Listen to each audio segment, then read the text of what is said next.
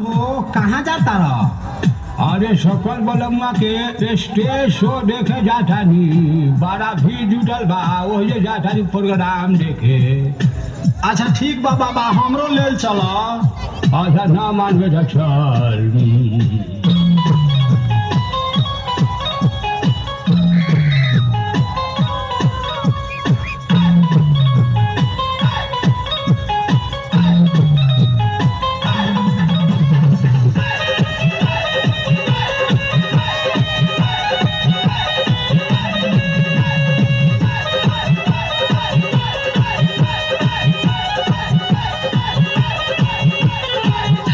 भाई हो देखा ऊपर ऐसन तो होई एकरा नीचे कैसन।